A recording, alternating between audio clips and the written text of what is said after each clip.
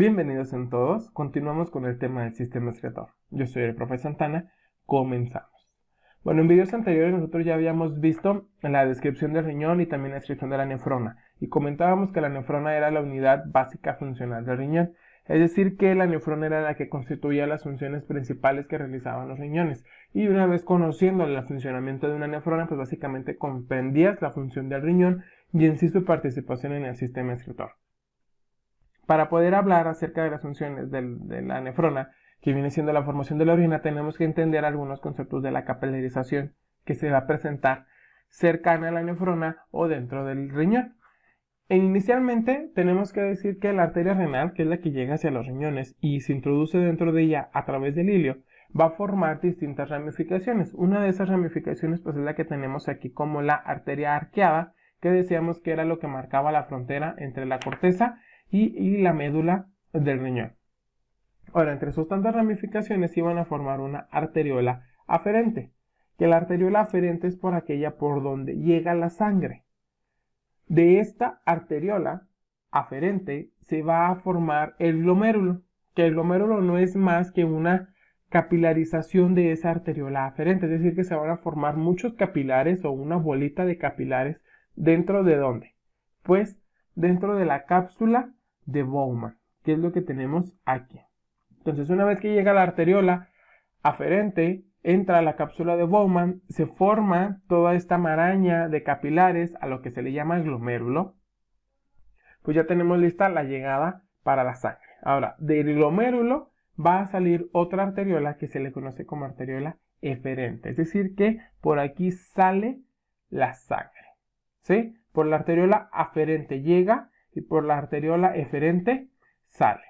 Ahora, esta misma arteriola eferente se va a capilarizar en los túbulos contorneados y también va a formar los vasos rectos. Nosotros vemos los capilares de los túbulos contorneados aquí en el dibujo de la nefrona cortical, que son todos esos que están aquí. Y para fines prácticos, los vasos rectos los vamos a ver en la nefrona yuxtamedular, que están en esta región. Realmente ambas nefronas van a tener sus capilares de los túbulos contorneados y sus vasos rectos, pero aquí sería mucho empalme ponerlo todo. Por eso se los pone nada más los vasos de los túbulos contorneados de este lado y los de la asa recta de este lado. Ahora, ¿por qué asa recta? Porque obviamente son los capilares que están en el asa de Helen. Y finalmente nos dice que las arteriolas de la asa recta, que son las que están aquí, se van a unir con las vénulas y van a formar un sistema porta. ¿A qué se refiere un sistema porta? Se refiere a un sistema porta que no cambia de función. ¿Cómo es cambiar de función? Bueno, cuando nosotros vimos el sistema circulatorio, recordamos que la estructura sanguínea siempre iba a ir de una arteria, una arteriola, un capilar, después otro capilar y ahora sí una vénula y una vena. A eso se le llama cambiar de función. ¿Por qué? Porque la sangre está llegando por una arteria y se va a retirar por una vena. Y en este caso no va a haber cambio de función. ¿Por qué? Porque la sangre viene por una arteria, pasa a una arteriola aferente, es decir que por aquí va a entrar la sangre, y después va a pasar a una misma arteriola eferente, porque de aquí sale la sangre. ¿Sí? Si se fijan, aquí no hay cambio de función. La sangre llega y la sangre se va a través de una arteria. Entonces, ahora sí, introduciéndonos a la formación de la orina, tenemos que cada riñón va a convertir el plasma sanguíneo, que es la fracción acuosa de la sangre, en orina mediante el proceso de 4 etapas. La primera va a ser la filtración glomerular, la segunda es la reabsorción tubular, después tenemos la secreción tubular y finalmente tenemos la excreción, que es cuando ya ocurre el proceso de micción y ya la orina estuvo formada y ya la expulsamos del cuerpo. Para hablar de la filtración glomerular se tiene que es un proceso en el cual el agua y algunos solutos del plasma sanguíneo van a pasar de los capilares al glomérulo en el espacio capsular de la nefrona. A partir de este espacio y va a existir una sección de membranas, vamos a así decirlo, de 3 capas que se van a encargar de hacer ese superfiltrado. La primera van a ser las células capilares, es decir que las células de las que están hechos el capilar de la arteria aferente van a servir como primera etapa de filtrado. Estas mismas células van a permitir formar ciertas cantidades de poros que van a dejar pasar únicamente a ciertas sustancias. Después viene la membrana basal, que la membrana basal la vamos a encontrar en todo el espacio capsular, que va a funcionar como un segundo filtrado. Y finalmente, para que nuestro filtrado glomerular pueda pasar o pueda salir de la cápsula de Bowman, tiene que ser filtrado por los podocitos, que decíamos que los podocitos eran las células que conformaban la cápsula de Bowman. Ahora nos comentan que casi todas las moléculas que son menores a 3 nanómetros pueden atravesar con libertad la membrana. Esto va a incluir el agua, electrolitos, glucosa, ácidos grasos, aminoácidos, desechos nitrogenados y vitaminas. Y básicamente todo esto que pasa a través de la membrana, lo único que nos interesa perder son los desechos nitrogenados. Pero ahora, para contextualizarnos más o menos en cuántos son 3 nanómetros, nos menciona que 1 milímetro es igual a 1000 micrómetros. Y una micra, un micrómetro, tiene 1000 nanómetros. Entonces, estamos hablando de unas estructuras extremadamente pequeñas. El líquido que está en el espacio capsular, que ya después de que se filtró, se le va a llamar filtrado glomerular. O dependiendo del autor, también se le puede mencionar como preorina. Y aún es muy similar al plasma sanguíneo, porque ya mencionamos que va a contener agua, glucosa, vitaminas y muchos otros factores. Lo único que lo va a diferenciar es que básicamente no contiene proteínas, y las que contengan son proteínas de tamaños muy pequeñitos. Y a los riñones va a llegar el 20% del gasto cardíaco. ¿A qué se refiere con esto? Cada vez que nuestro corazón da un latido, cada vez que expulsa sangre de él, se comenta que hay 3 gastos: el gasto corporal, el gasto pulmonar y el gasto renal. En este caso de la sangre que salga de su corazón, el 20% de la sangre que salga se va a ir al riñón, ¿sí? Para ser filtrada. Después tenemos lo que viene siendo la presión y la tasa de filtración. Y nos dice que la tasa de filtración depende directamente de la presión que existe en el glomérulo. Y esta es necesaria para eficientizar el proceso de filtrado. Es decir, que dentro del glomérulo, la presión que hay dentro de los capilares del glomérulo es el doble o el triple de la que hay en los capilares del exterior. Y esto, mediante la evolución, se resolvió de una manera extremadamente sencilla. ¿Cómo? Reduciendo el diámetro de la arteriola eferente. Si nosotros vemos aquí, la arteriola aferente es extremadamente ancha, o vamos a decirlo, es como del doble del tamaño de la arteriola eferente. Es decir, que como el diámetro de la entrada de la sangre es muchísimo más grande que el diámetro de la salida, esto hace que la presión aumente y se mantenga una presión constante para que el filtrado sea eficiente. ¿Qué tanto es el filtrado? Los hombres filtran alrededor de 180 litros al día y las mujeres filtran alrededor de 150 litros al día. La diferencia en el volumen se tiene que ver con la edad, con el tamaño, la estatura, masa corporal, entre otros factores. Ahora, esto da pauta a muchas ideas erróneas, que después decimos que cómo es posible que nuestros riñones filtren 180 litros al día si nosotros nada más tenemos 6 litros de sangre. ¿Qué es lo que pasa? Sus pequeños riñones, chicos, se van a encargar de filtrar aproximadamente 36 veces al día toda la sangre de su cuerpo. ¿Sí? Por eso se habla de 180 litros al día. Porque es como si fuera un medidor. Realmente te están midiendo la cantidad de líquido que está pasando durante un día. Y como su sangre, toda la sangre de su cuerpo pasa 36 veces al día, en aproximado, pues entonces tenemos 180 litros filtrados. Es por ello que las personas que tienen insuficiencia renal o que se les hace una hemodiálisis, sus esperanzas de vida no son muy amplias, porque realmente de manera artificial no podemos replicar la eficiencia que representan los riñones dentro de nuestro cuerpo. Después vienen los procesos de reabsorción tubular y de secreción.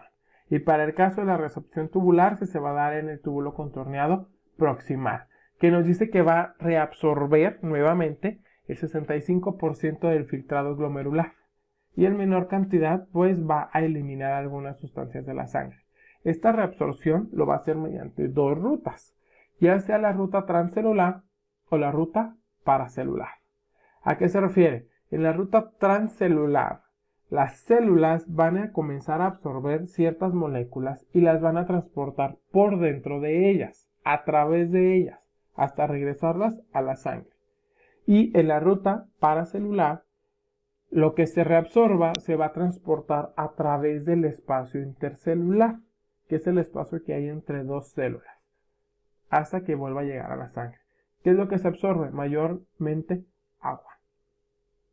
Pero también se reabsorbe la glucosa, las vitaminas y los aminoácidos y las proteínas pequeñas que se hayan alcanzado a filtrar en la cápsula de Bowman. Entonces recuperamos todo esto porque no nos podemos dar el lujo de perderlos. Ahora, en el asa de Helen que tenemos acá, aquí ya este es el túbulo contorneado proximal, que es donde reabsorbemos cantidades de agua, glucosa, aminoácidos y proteínas. Cuando comienza la sección descendente hasta llegar al segmento grueso nos dice que, al segmento delgado, nos dice que en el segmento delgado se va a reabsorber el 15% del agua.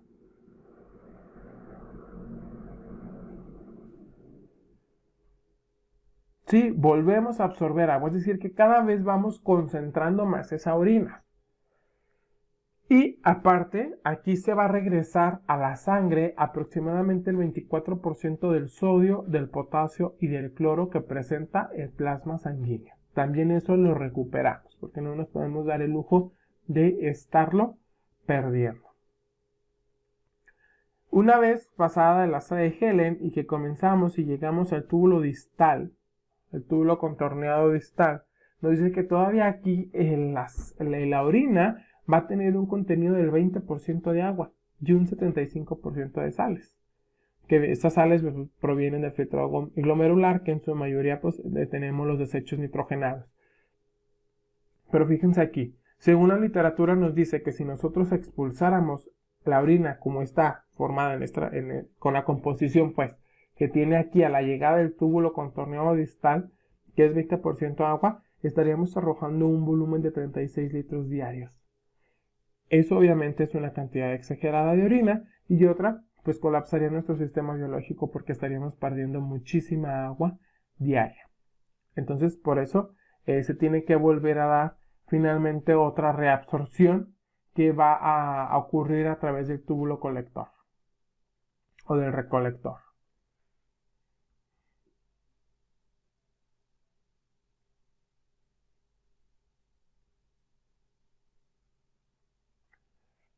Ahora, una vez pues que ya se comenzó a retomar las últimas moléculas de agua que puedan quedar, nos comentan que el túbulo contorneado distal va a llevar ahora el proceso de secreción. ¿Qué es el proceso de secreción? Bueno, aquí los desechos que vienen del hígado, los iones de hidrógeno y de bicarbonato de calcio y iones de potasio se van a pasar de las venas hacia la orina. Esto va a terminar elevando la cantidad de solutos en la orina y nos va a generar una orina concentrada. ¿Sí? Desechos del hígado, pues entre ellos vienen los que van a provocar el color amarillo de la orina y los iones de hidrógeno y el bicarbonato de calcio pues van a ayudar a regular el pH tanto del cuerpo como de la orina. Entonces, a manera resumida y un poco más explicada, tenemos que el proceso de formación de la orina va a ser la filtración más la secreción menos la reabsorción. ¿Cómo va a ocurrir? Tenemos la arteria arqueada, que es una de las ramificaciones que se han hecho a través de la vena renal. Que la vena renal entró por el hilio del riñón. Una vez que tenemos nuestra arteria arqueada, que decíamos que nos marcaba la frontera entre la médula y la corteza, a nivel de la corteza se genera una arteriola aferente, por donde va a entrar la sangre. Esta arteriola aferente va a capilarizarse y va a formar el glomérulo. Y el glomérulo va a estar encerrado en la cápsula de Bowman. Dentro de este glomérulo se va a llevar a cabo la filtración del plasma sanguíneo mediante el uso de 3 membranas de filtración, ¿sí? Que eran las células del capilar, que era el espacio capsular y que eran las células de los podocitos. Estos van a filtrar el plasma sanguíneo y a lo que se fue al filtrado del glomérulo se le va a llamar filtrado glomerular o se le llama preorina. Y básicamente tiene la misma composición que el plasma sanguíneo, pero a diferencia de que tiene muy pocas proteínas. Entonces, una vez que entra aquí y que ya fue filtrada la sangre, lo que queda de la sangre se va por la arteriola eferente. ¿A dónde se va? Pues se va a ir hacia el asa de Helen para formar los vasos rectos. Entonces, volviendo acá, tenemos nuestro filtrado glomerular o nuestra preorina. Esa, obviamente, va a salir al túbulo contorneado proximal. Que el túbulo contorneado proximal, obviamente aquí no se ve, pero dijimos que estaba rodeado de todos estos capilares. ¿Por qué? Porque aquí va a ocurrir la reabsorción. ¿Sí? Que nos está comentando que entonces, como todo esto está rodeado de capilares, a través del túbulo contorneado proximal van a regresar a la sangre todas las cantidades necesarias que se puedan rescatar de glucosa, de proteínas pequeñas, aminoácidos, vitaminas y gran parte del agua. Entonces, hace su recorrido y comienza la sección recta del túbulo contorneado proximal, se introduce en la médula, porque todo lo demás ocurrió en la corteza, se introduce en la médula y comienza el asa de Helen. En el asa de Helen nos está comentando que en el segmento delgado, ¿sí? Aquí va a ocurrir otra reabsorción que va a ser del agua, ¿sí? Aquí se va a liberar agua, es decir que de la nefrona va a pasar el agua a los vasos rectos, ¿sí? Y además, cuando comienza el asa de Helen ascendente, la fracción ascendente, aquí se van a depositar desechos. Una vez que nuestro filtrado glomerular o nuestra preorina vuelve a subir y comienza el túbulo contorneado distal, aquí vemos que el distal, ese es el distal en este caso, el distal también está cubierto de capilares. ¿Para qué se ven esos capilares? Porque aquí en el túbulo contorneado distal van a llegar los desechos del hígado, los iones de hidrógeno, el bicarbonato de calcio y también se van a eliminar los medicamentos a través del túbulo contorneado distal. Entonces, el túbulo contorneado distal viaja hasta el túbulo colector, que decíamos que cuando se llegaba a la pirámide de la médula, se conectaban algunos 30 túbulos colector y ahora sí se formaban los conductos que llevaban la orina hacia los uréteres.